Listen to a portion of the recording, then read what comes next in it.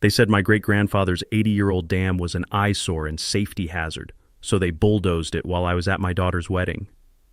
I came home from Autumn's reception to find 80 years of hand-cut limestone blocks reduced to rubble, muddy water rushing wild, and the smell of diesel fumes hanging thick in the evening air. The controlled flow that had protected our neighborhood since 1943, destroyed in 4 hours by a woman who moved here from California 2 years ago. There stood Cordelia Blackthorne on her pristine deck, sipping what looked like champagne, watching raw creek water flood into her own subdivision's storm drains. The HOA notice taped to my mailbox, $12,000 in unpaid infrastructure fees for a dam that existed before her precious neighborhood was even a developer's fever dream. Here's what they don't teach you in HOA president school. Water always wins. And I'm a retired Army Corps engineer who's about to give it some very specific directions. What would you do if petty officials destroyed something your family built with their own hands? Drop a comment with where you're watching from, and tell me your worst HOA horror story. My name's Ezekiel Ironwood, Zeke, to anyone who's earned the right to skip the formalities. Third-generation owner of 15 acres that my grandfather Jeremiah carved out of Missouri wilderness back when men solved problems with dynamite and determination instead of lawyers and homeowners associations. Jeremiah built our dam in 1943 with hand-cut limestone blocks and old-school German engineering. No mortar, just precisely fitted stones that had been holding back seasonal floods for 80 years. Every spring you could hear the gentle trickle of controlled water over those worn stones, smell the wet limestone mixed with wild mint growing along the banks, and feel the smooth texture of rocks polished by decades of patient water flow. I inherited more than property when Jeremiah passed. I got his stubborn streak and 23 years of Army Corps engineering experience. After 3 tours and a medical retirement, I was perfectly content living in our modest farmhouse, watching my daughter Autumn grow up where bullfrogs sang their evening concerts and afternoon sunlight filtered through oak branches like nature's own stained glass. Then the developers came. Willowbrook Estates sprouted around us in 1995 like mushrooms after rain, cookie-cutter houses for people who thought rustic charm was something you bought at Pottery Barn. Our creek became their water feature. Our flood control became their eyesore. Most neighbors were decent folks, but every subdivision needs its queen bee, and ours came with a California driver's license and the social skills of a particularly aggressive wasp. Enter Cordelia Blackthorne, former city planning assistant, current HOA president for 3 terms running, future migraine in designer clothing. She drove a white Tesla that never seemed to pick up road dust, maintained a yard so sterile it could double as a surgical suite, and had perfected the art of smiling while mentally calculating how much your backward local customs were costing her portfolio. The first shot came 2 months after Autumn's engagement. "Mr. Ironwood," she said, standing on my porch in jeans that probably cost more than my disability check, "we need to discuss your property's integration with community standards." Integration? Like I was defective software that needed updating. "Ma'am, my property was here before your community existed," I replied, watching her dismiss hand-carved porch posts with the same expression she'd use for roadkill. "That's precisely the problem." She produced a folder thick enough to stop bullets. "Your rustic infrastructure poses safety concerns. That dam especially. It's creating liability exposure, and frankly, Mr. Ironwood, some residents find your lifestyle incompatible with our investment protection. My lifestyle. Code for, you people don't belong here." The smell of her expensive perfume couldn't quite mask the scent of premium-grade bullshit and barely concealed contempt. I offered compromise, regular inspections, minor maintenance, whatever would keep the peace. But Cordelia had that predatory look people get when they've decided you're the nail and they're the hammer. Her first unfair act? She called Child Protective Services, claiming my property was unsafe for children because Autumn still visited with her fiancé's kids. Anonymous tip, of course, but the timing was surgical, right during wedding planning. The harassment campaign had begun, and Cordelia had just declared war on 4 generations of my family. But she'd miscalculated one thing about retired military engineers. We don't just build things to last. We build them to survive people exactly like her. 3 weeks after the CPS visit, which thankfully ended with the social worker apologizing for the obvious malicious report, a certified letter arrived that made Cordelia's previous harassment look like amateur hour. $12,000 in retroactive infrastructure fees for my 80-year-old dam. I read the legal gibberish twice, standing in my gravel driveway while the mail truck's diesel exhaust still hung in the morning air like a toxic cloud of bureaucratic bullshit. The rough paper crinkled between my fingers as I processed the sheer audacity. According to HOA consultant Brantley Blackthorne, yes, you caught that last name, my dam was negatively impacting downstream water management systems and required immediate remediation assessment fees. The twisted logic was almost impressive in its audacity. My dam, which had been controlling creek flow since before their subdivision existed, was somehow retroactively responsible for improvements they'd made to handle runoff from houses that shouldn't have been built on a floodplain in the first place. It was like blaming the lighthouse for the rocks. 30 days to pay or face remediation proceedings. Translation: pay up or we'll destroy your family heritage with the enthusiastic efficiency of a toddler with a sledgehammer. But here's where Cordelia made her first big mistake. I'm not just a retired engineer. I'm a paranoid retired engineer who believes in documentation. A quick Google search on Mr. Brantley Blackthorne revealed something my old Army Corps buddies had drilled into me. Always check professional credentials. Turns out this expert was licensed in Texas, but practicing hydrology consulting in Missouri without proper state credentials. Back in my Corps days, we'd seen contractors try this shell game constantly, operate just outside their jurisdiction to avoid oversight and accountability.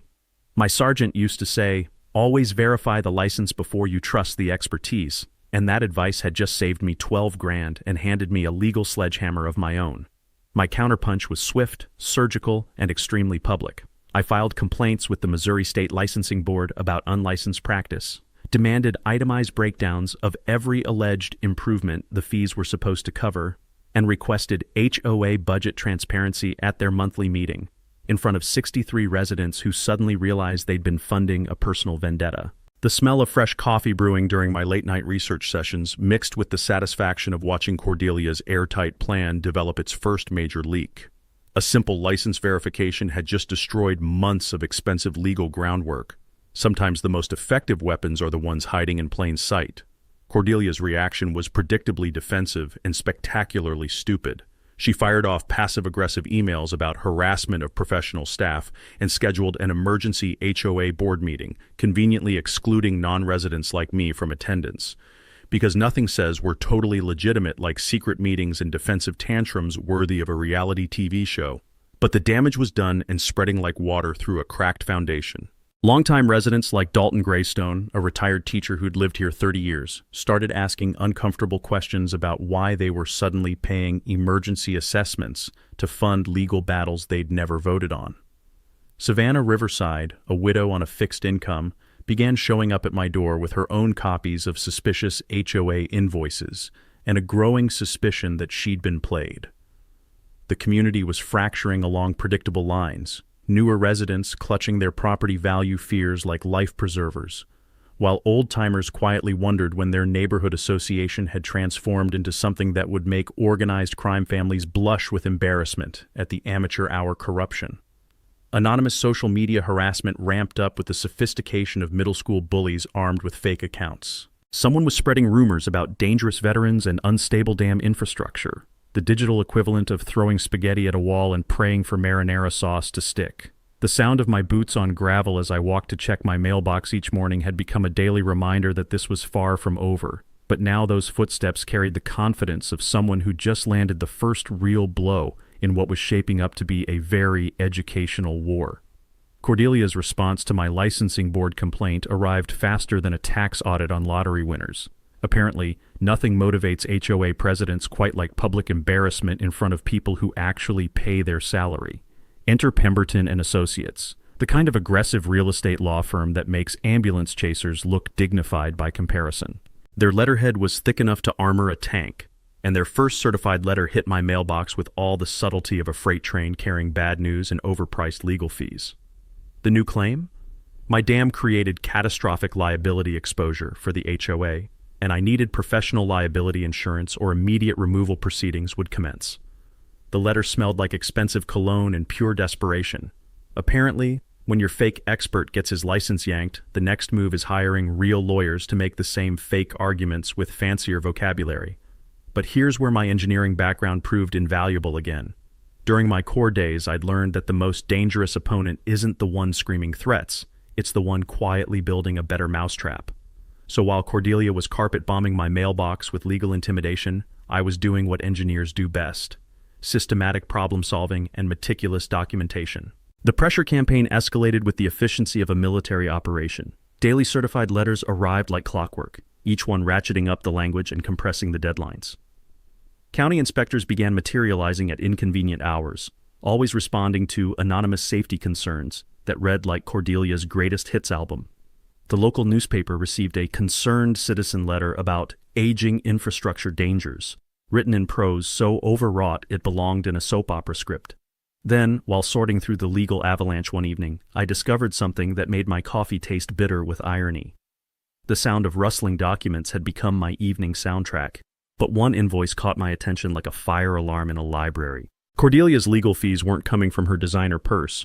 They were being funded through emergency assessments levied on every HOA resident, including the very people she claimed to be protecting from my dangerous dam.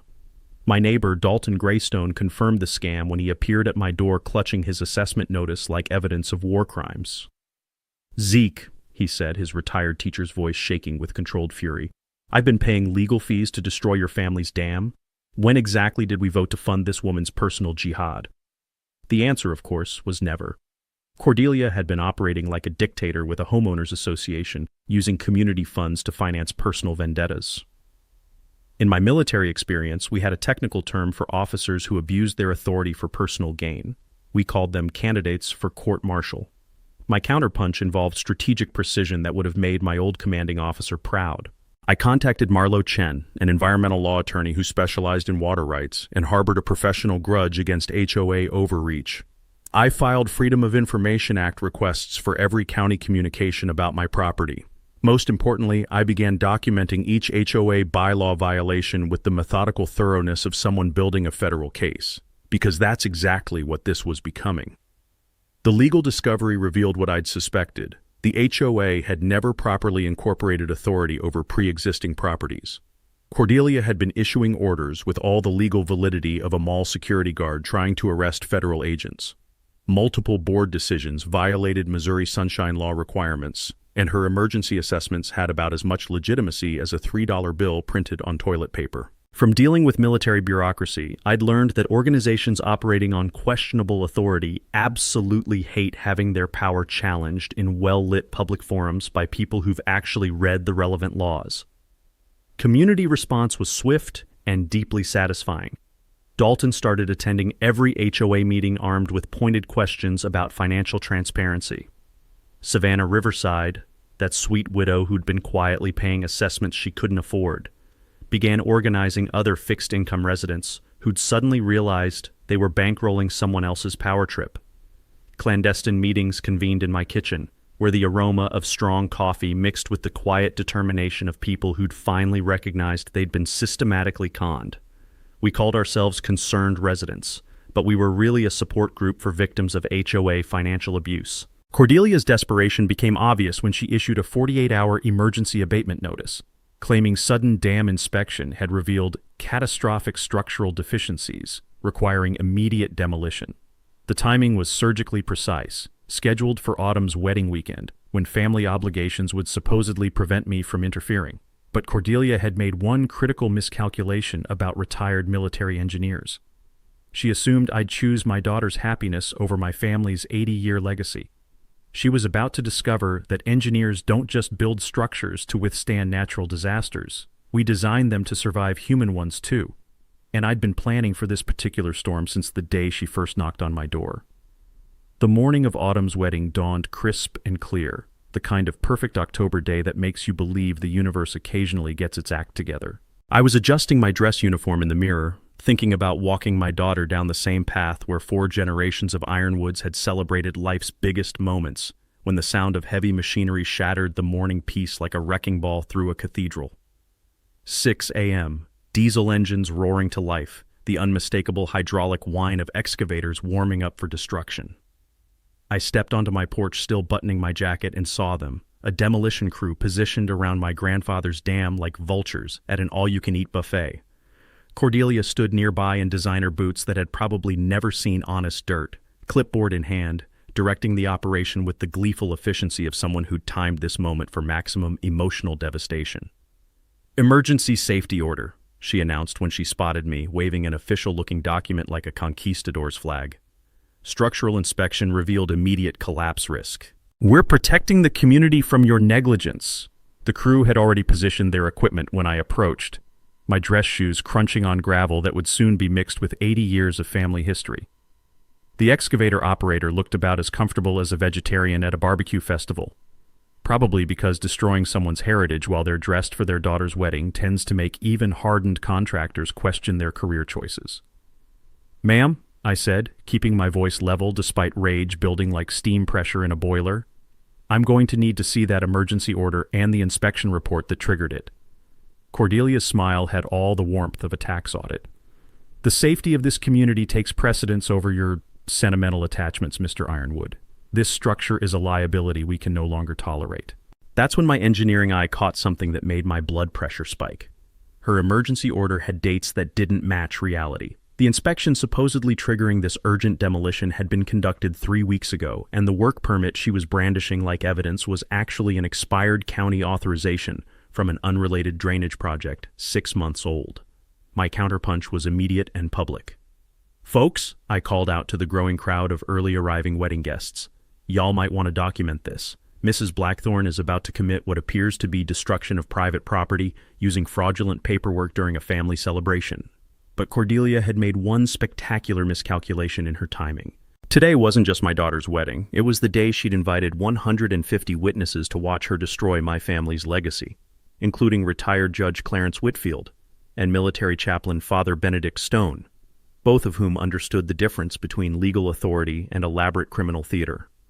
The first hydraulic claw bit into limestone that had weathered 8 decades of Missouri storms, and the sound was like civilization itself breaking apart. Clear water that had flowed controlled and peaceful since 1943 suddenly rushed wild and unrestrained, carrying away topsoil and decades of careful erosion control like nature's own revenge. Within 2 hours, what had taken my grandfather months to build was reduced to rubble and muddy chaos. The ceremony relocated to the church basement, Autumn's white dress hem stained with creek mud, and 150 wedding guests transformed into very angry witnesses to what looked increasingly like premeditated vandalism disguised as municipal authority. The texture of my daughter's muddy dress between my fingers, as I helped her navigate the chaos, felt like holding evidence of a war crime committed against my family's most sacred moment. But here's what Cordelia's California-bred arrogance hadn't anticipated. Midwestern wedding guests don't passively watch family heritage get bulldozed during celebrations. The entire guest list became instant advocates armed with smartphones, recording every moment of bureaucratic savagery timed for maximum cruelty. Judge Whitfield cornered me during the relocated reception, his weathered face grim with professional outrage. "Zeke, that wasn't a legal demolition. Emergency orders require specific protocols, and what I witnessed was either catastrophic incompetence or deliberate fraud with federal implications." Father Benedict offered something more valuable: connections to investigative journalists who specialized in government overreach stories. "Son," he said, straightening his collar with hands that had blessed soldiers heading into combat, "sometimes evil hides behind paperwork and procedure, but truth has a way of surfacing like water finding cracks in stone." The immediate consequences were swift and deeply poetic. Uncontrolled water flow began flooding HOA common areas within hours, turning their pristine walking trails into muddy disasters that resembled the aftermath of biblical judgment. Local news picked up the wedding day demolition story by evening, complete with video footage of Cordelia directing destruction, while formally dressed guests watched in horrified fascination. Social media exploded with #JusticeForZeke hashtags and darkly humorous commentary about HOA presidents who apparently objected to happiness occurring near functional infrastructure. Several board members quietly developed amnesia about supporting Cordelia's increasingly unhinged leadership style, but the real game changer was hiding among the wedding debris. As we cleaned up the next morning, wind-blown documents from the flooding had scattered across my property, including water-damaged HOA financial records that had literally blown from Cordelia's yard during the chaos her own destruction had unleashed. Those soggy papers contained secrets that would transform this personal vendetta into a federal criminal case. Cordelia had just handed me the ammunition to destroy her completely, gift-wrapped in the consequences of her own cruelty. The smell of diesel exhaust still hung in the morning air as I smoothed out documents that would redirect the flow of justice exactly where it needed to go. The water-damaged documents scattered across my yard looked like confetti from Hell's own victory party, but as I smoothed out the soggy papers on my kitchen table, the same oak surface where 3 generations of ironwoods had solved family problems, I realized Cordelia's flood had delivered something more valuable than revenge. It had delivered a confession written in her own handwriting. HOA financial records, literally blown from her yard during the chaos, told a story that made her damn obsession suddenly crystal clear. The musty smell of wet paper mixed with the bitter aroma of my morning coffee as I processed what I was seeing. This wasn't about safety, liability, or community standards. This was about covering up theft that would make Bernie Madoff blush with professional admiration. The first document stopped me cold, a bank statement showing the HOA's actual balance, negative $847,000. $847,000 in debt from a beautification project that had somehow transformed the neighborhood budget into a financial black hole deeper than Cordelia's moral compass. But that number was just the warm-up act for the main event. Invoice after invoice revealed payments to Blackthorn Landscaping Solutions, a company that existed only in Cordelia's imagination and bank account. $200,000 for landscaping work that had never been performed, maintenance that had never happened, and consulting fees for expertise that apparently consisted of advanced embezzlement techniques and creative accounting worthy of organized crime. The timeline hit me like cold water in the face. Cordelia had been systematically draining community funds for 2 years, using shell companies and fake invoices with all the subtlety of a bank robbery staged during a marching band parade. When residents started questioning rising assessments and declining services, she needed a distraction spectacular enough to justify emergency expenditures and insurance claims. Enter my grandfather's dam, not as a safety hazard, but as a financial scapegoat. The insurance correspondence made my engineer's brain hurt with its sheer audacity. Email chains between Cordelia and an adjuster discussed how catastrophic upstream infrastructure failure could trigger massive coverage for flood damage to common areas. The plan was elegantly simple and thoroughly criminal. Destroy my dam, blame the resulting chaos on failed pre-existing infrastructure, and use insurance payouts to replace stolen money while painting me as the negligent property owner who'd endangered the entire community. My family's 80-year legacy had become the patsy for her 2-year crime spree, but desperation had made Cordelia sloppy in ways that would make career criminals weep with embarrassment. Email timestamps showed she'd been planning insurance fraud before the dam destruction, complete with pre-staged photographs of pre-existing damage to areas that would conveniently flood when my creek ran wild. From my military experience with supply chain corruption, I recognized this level of financial manipulation required either spectacular stupidity or pathological confidence in personal invincibility. Cordelia had apparently embraced both philosophies with the enthusiasm of someone who'd never heard of federal prison. The smoking gun was buried in a folder marked Emergency Reserves, bank transfer records showing HOA funds flowing to offshore accounts in the Cayman Islands.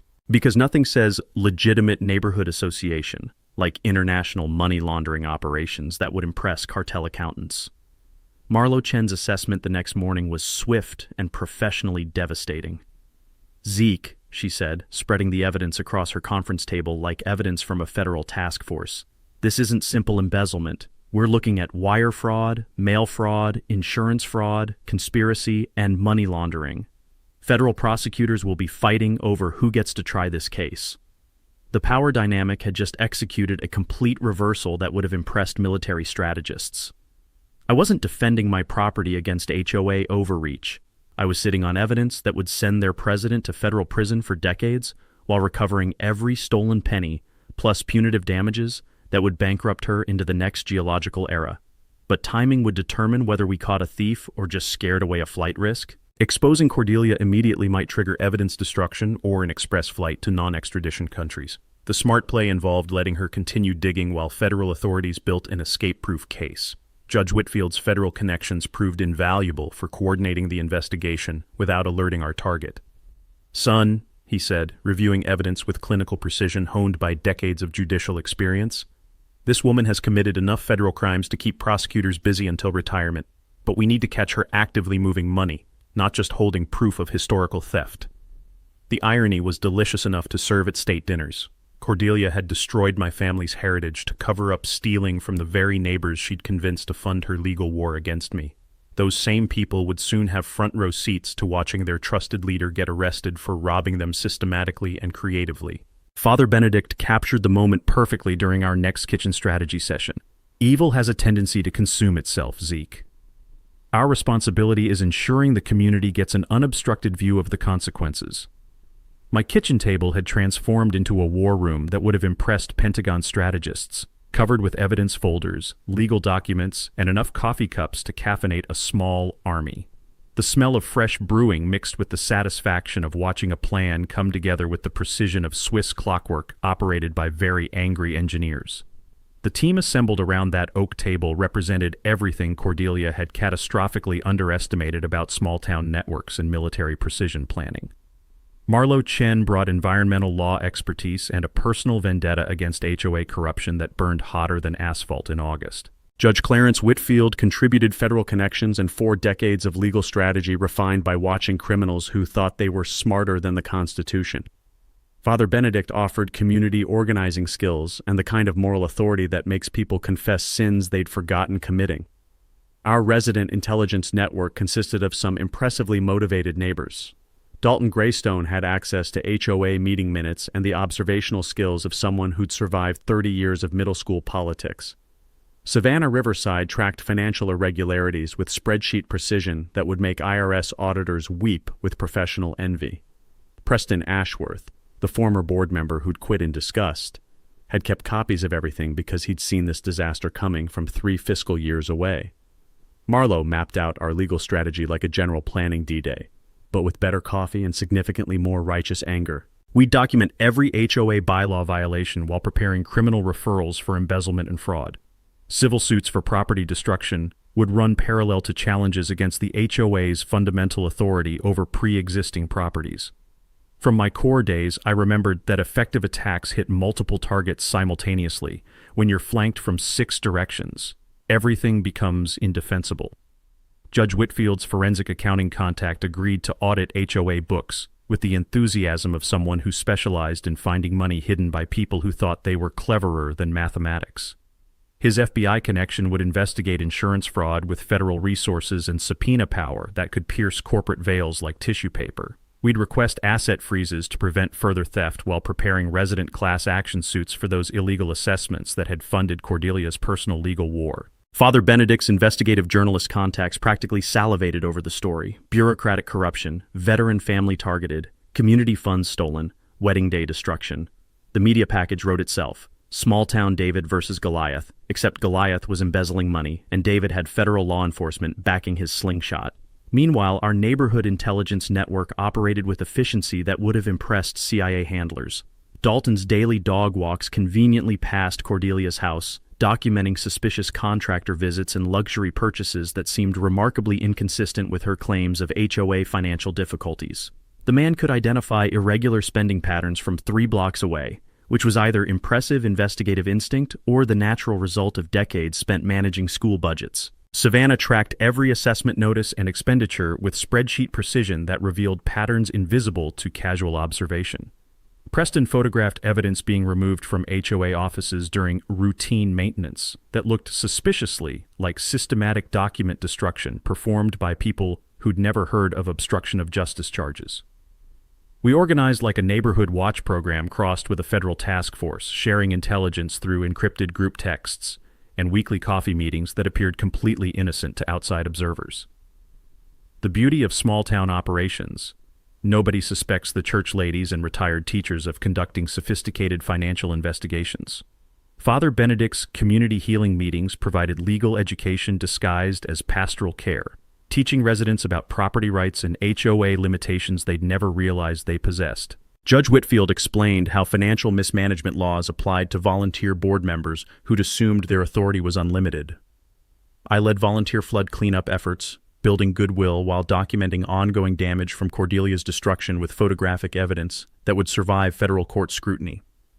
The community response exceeded our most optimistic projections.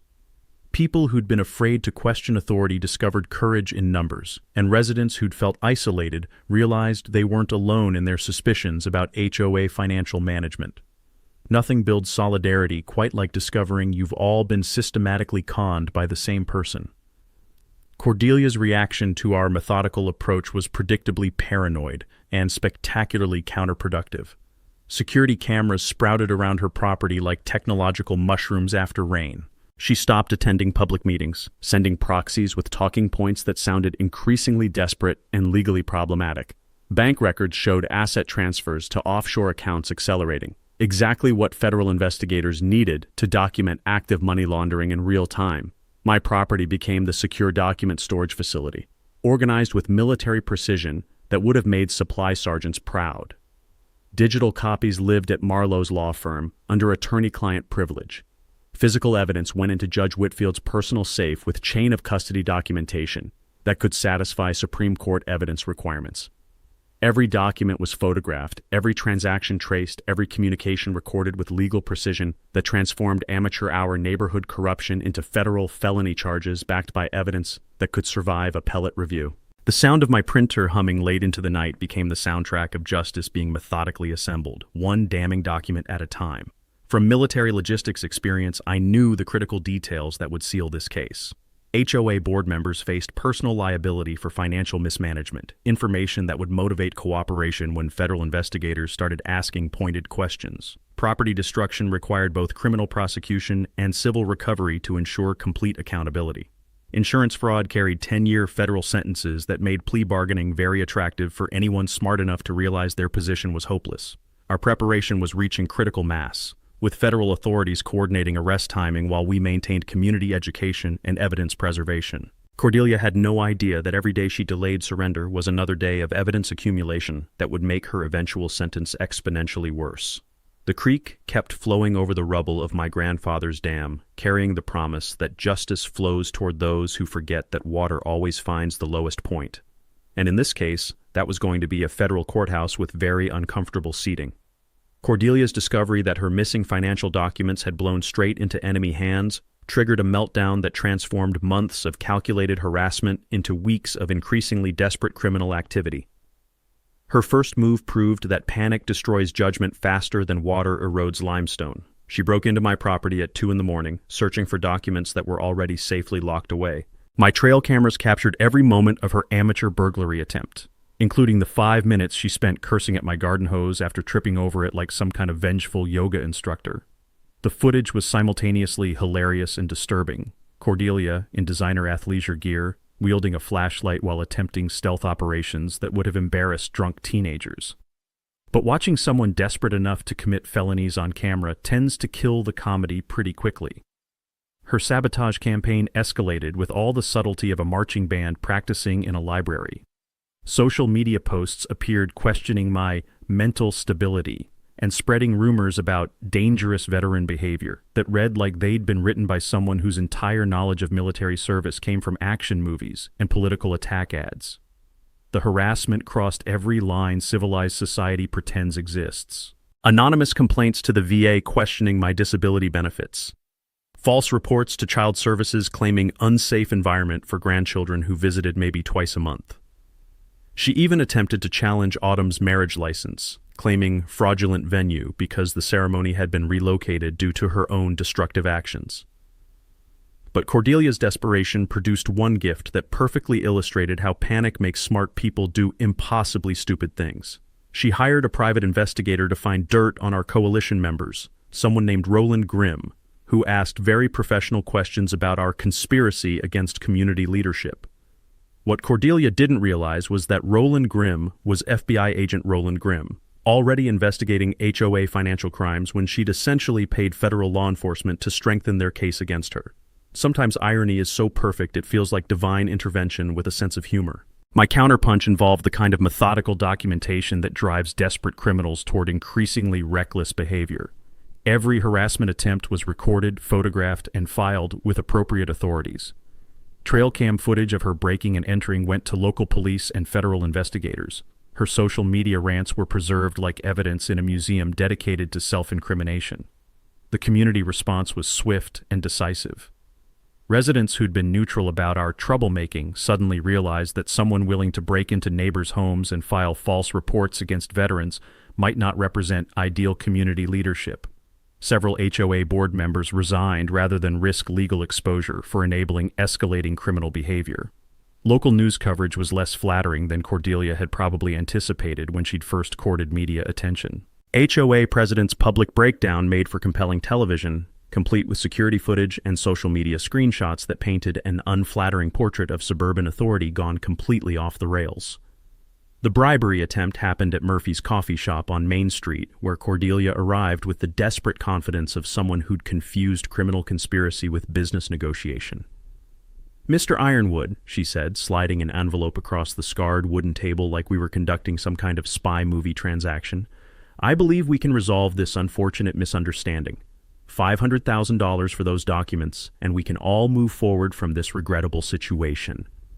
The smell of fresh coffee, mixed with her expensive perfume and the unmistakable scent of pure desperation as she offered to purchase evidence of her own crimes with money that almost certainly belonged to the neighbors she'd been systematically robbing.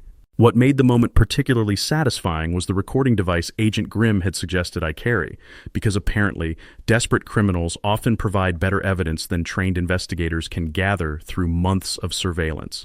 The quality of her recorded confession would have impressed federal prosecutors who specialized in financial crime cases. Agent Grimm later told me that Cordelia had inadvertently committed 3 additional federal crimes during our 15-minute coffee meeting, including bribery, attempted obstruction of justice, and conspiracy to commit evidence tampering. Professional criminals spend years learning to avoid such efficient self-incrimination.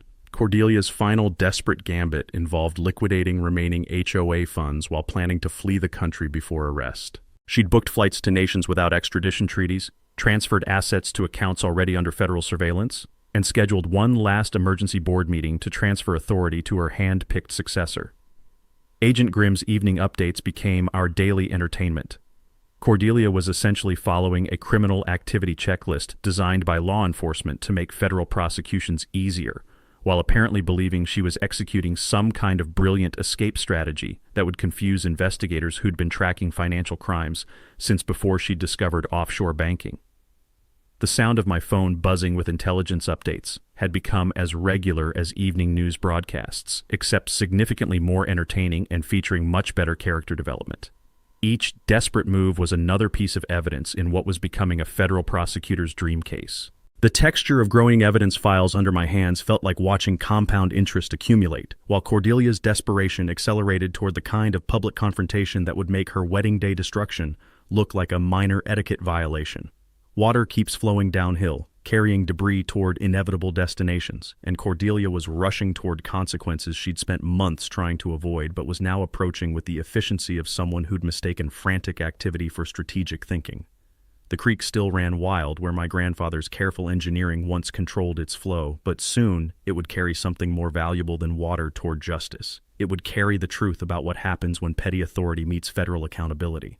Cordelia's last stand began with a propaganda campaign that combined the subtlety of a car alarm with the accuracy of a blindfolded dart thrower. Professional flyers appeared throughout the neighborhood featuring stock photos of concerned families and headlines screaming, "Protect our community from violent extremists." The messaging was almost artistic in its complete separation from observable reality. According to Cordelia's alternate universe, I was leading a dangerous militia group of radicalized veterans and disgruntled residents who posed an immediate threat to family safety and property values.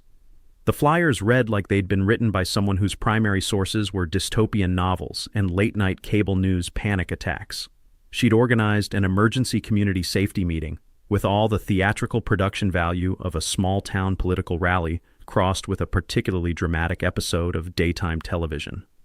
The venue was our flood-damaged community center, because nothing says credible leadership like holding meetings in buildings damaged by your own destructive decisions.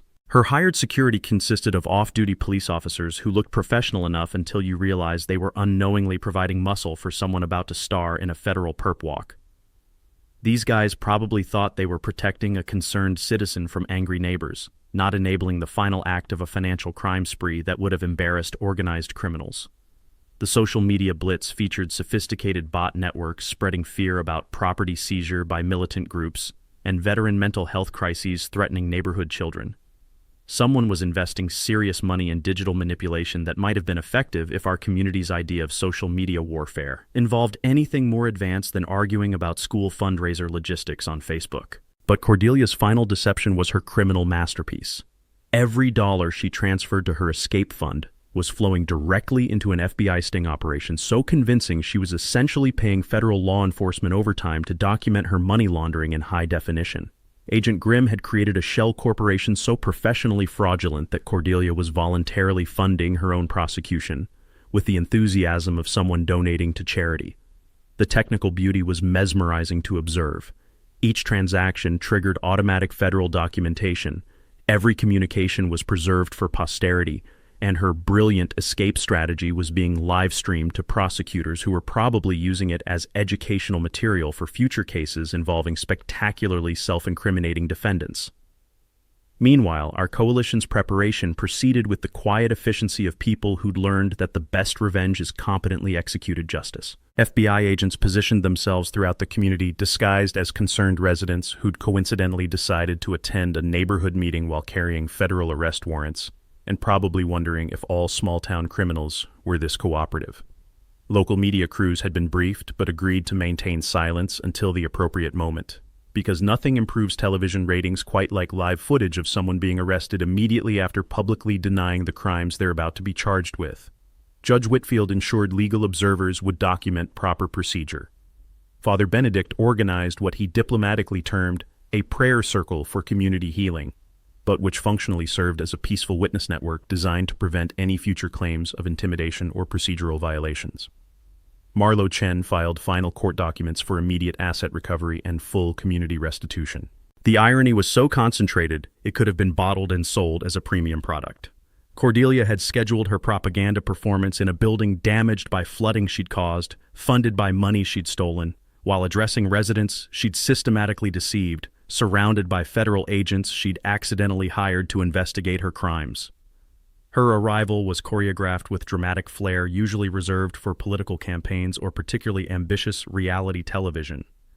She emerged from a rented Bentley, almost certainly financed with embezzled community funds, wearing an outfit that projected authority she'd never legally possessed, and confidence that would have been inspiring if it hadn't been so completely misplaced.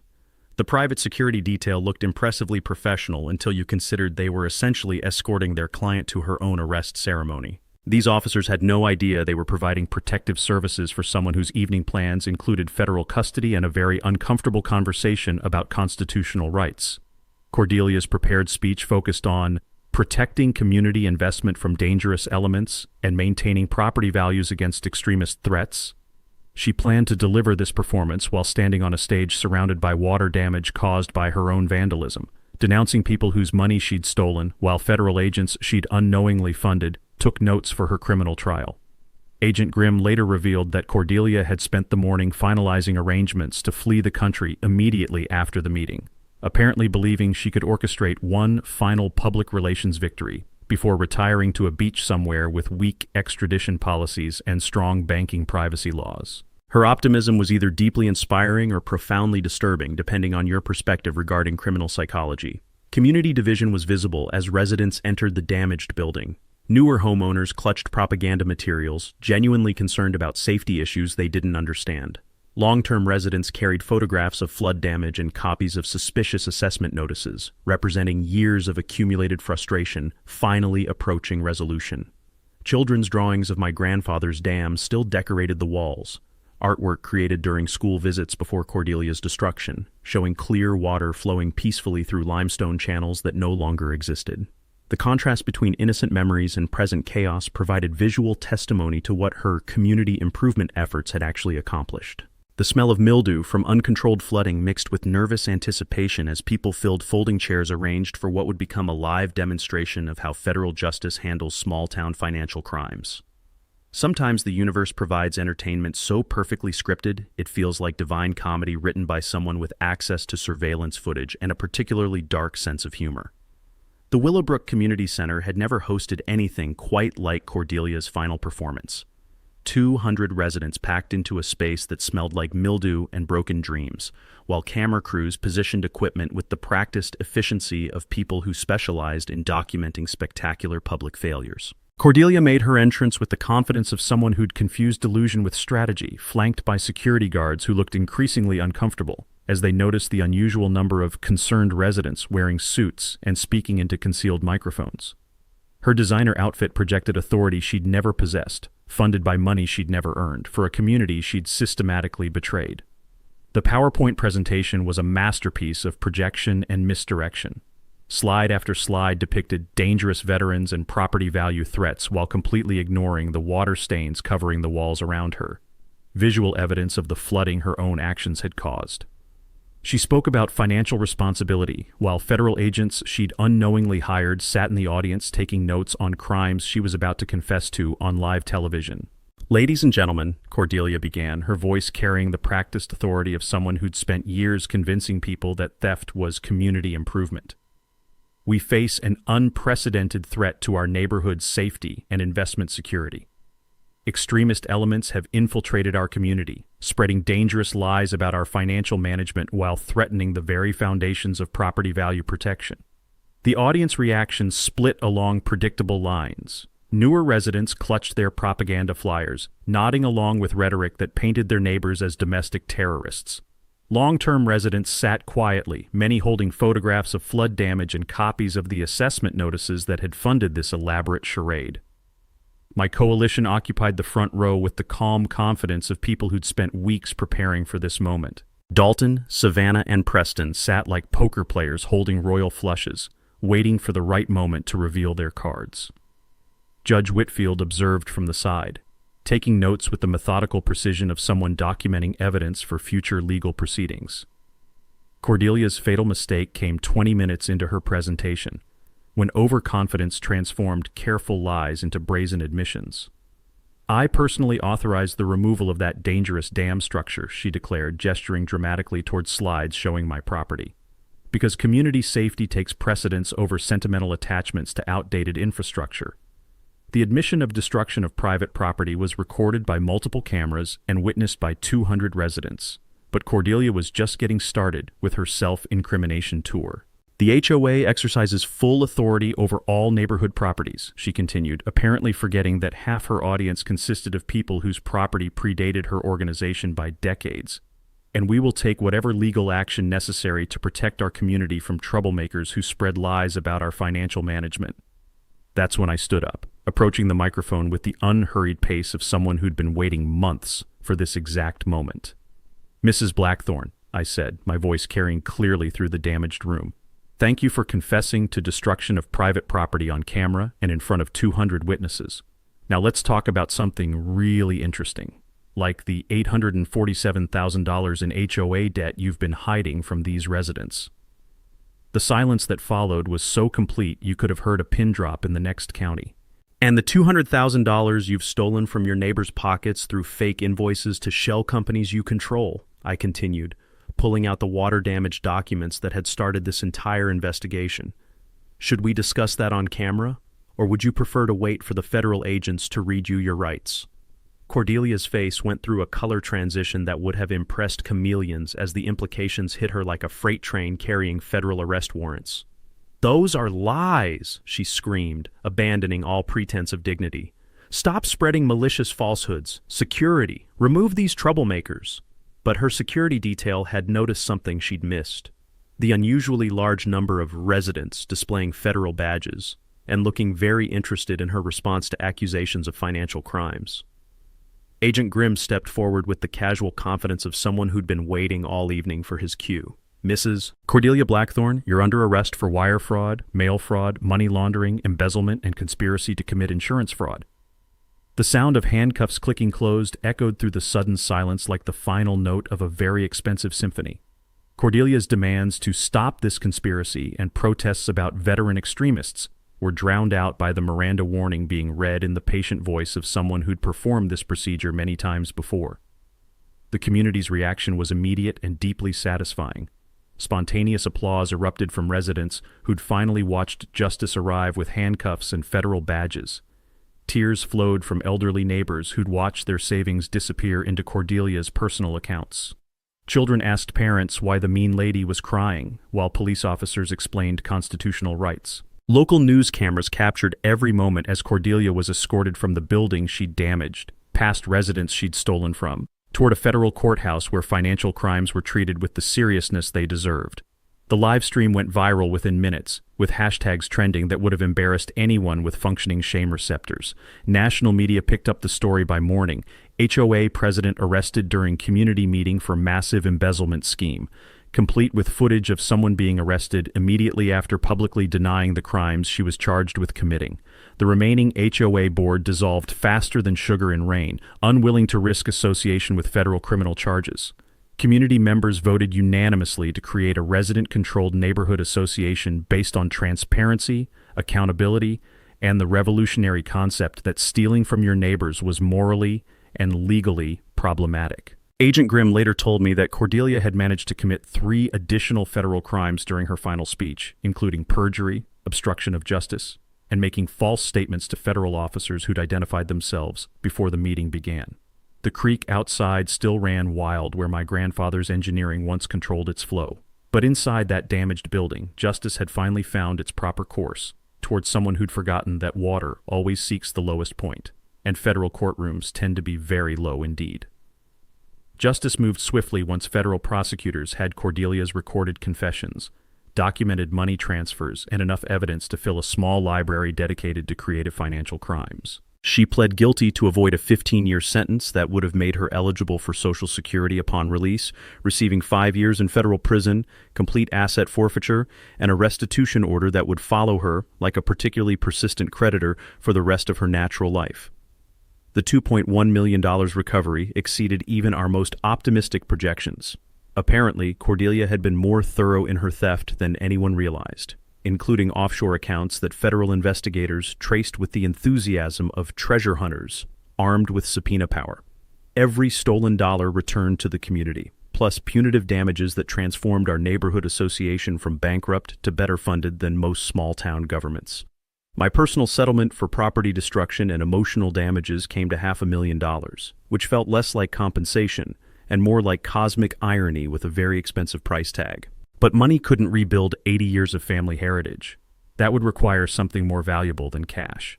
The dam restoration became a community project that would have made my grandfather proud, combining his original limestone with modern engineering that included fish ladders, walking trails, and educational signage explaining how proper water management protects neighborhoods from the kind of flooding that had damaged our community center. Volunteer labor from neighbors reduced costs while building relationships that turned former strangers into something resembling an actual community. Autumn and her husband moved into the renovated farmhouse that spring, making me a grandfather to children who would learn to fish in waters their great-great-grandfather had controlled with hand-cut stone and patient engineering. The sound of young voices echoing across water that flowed clean and controlled felt like the best possible ending to a story that had started with destruction and spite.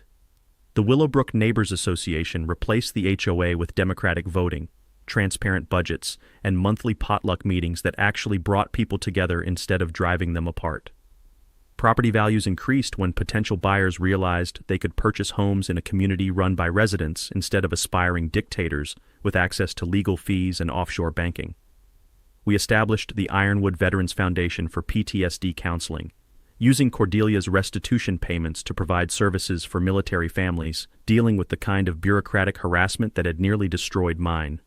The irony of using her stolen money to help veterans she'd tried to demonize felt like justice, with a sense of humor that appreciated long-term planning. The Willowbrook Environmental Education Center opened near the restored dam, where local schools bring children to learn about water management, community cooperation, and why financial transparency matters in democratic institutions. Teacher-led field trips include hands-on lessons about engineering, environmental protection, and how ordinary citizens can fight corruption when they work together with proper documentation and federal assistance.